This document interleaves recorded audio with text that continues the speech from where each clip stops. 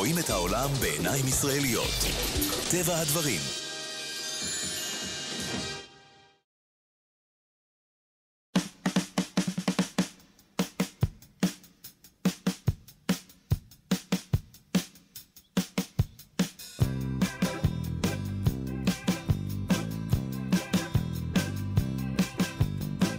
שלום חיים. שלום וברכה.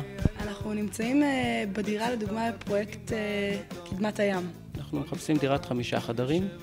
חיפשנו באשקלון בכמה פרויקטים והגענו לכאן. מצאנו פה מגרש שיש לו ייחודיות.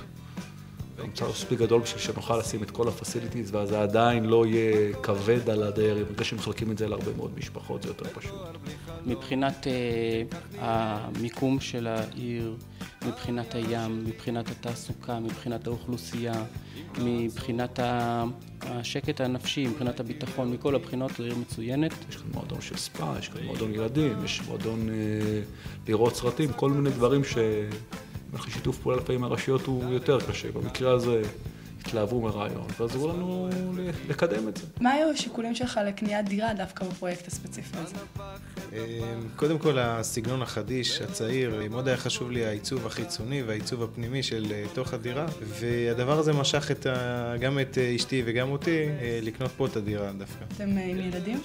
בדרך, אשתי בהיריון, ואנחנו מצפים בקוצר רוח. שיהיה המון המון מזל טוב. מה אתה עושה בחייך? קצין בחיל הים, אני משרת בצפון ובמרכז הארץ, ואני משתמש ברכבת בשביל נסיעות, הלוך חזור, ואשתי עובדת פה בעיריית אשקלון, ככה שאנחנו מאוד מאוד דבוקים לעיר הזו, למרות שאני משרת קצת רחוק. בתור מהנדס, אני גם מוצא את הידע שלי לטובתי האישית. אני מחפש שהדירה תעמוד בדרישות שלי, בצרכים שלי, בבתי ובאיכות הקבלן, באיכות הבנייה פה. לקח לי הרבה זמן עד שהחלטנו, אני ואשתי, לקנות בית. הסתובבנו יותר משנתיים.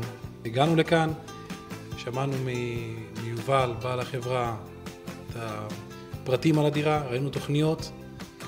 בתור איש מקצוע, אני לא צריך יותר מזה. ראיתי, ישבתי על התוכנית יומיים, אין פה שום דבר על מה שצריך לשנות.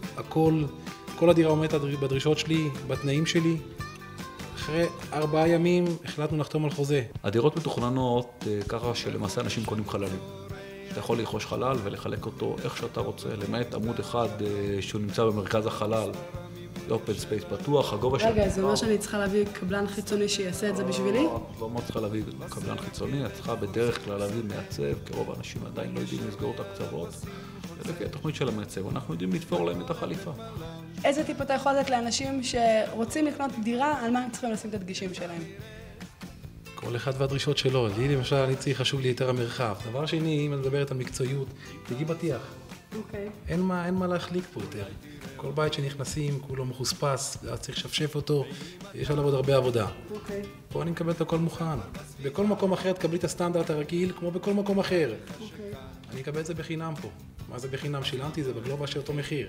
יש כאן כל מה שבן אדם צריך בשביל לגור. אנחנו לא בנויים ולא חיים על השינויים שלהם. זאת אומרת, יש כאן מספיק נקודות חשמל והבית צבוע בכמה צבעים וכל מיני דברים שבדרך כלל אנשים מוסיפים אחר כך בשביל להגיע לרמה הזאת, ובדרך כלל תוך שנה-שנתיים כל אחד מוסיף את זה. אז אתה מקבל את זה פה ומראש. המיקום הוא במרכז הפרידר, זאת שכונה אחת הטובות שיש בעיר, קרוב לים. יש לי פה את מערכת החינוך, אם זה גנים, בתי ספר, תחבורה, חברה. אנשים שגרים פה הם אנשים אחרים, וזה חשוב לי מאוד, גם לילדים, גם לחינוך, וזה המקום. רואים את העולם בעיניים ישראליות. טבע הדברים.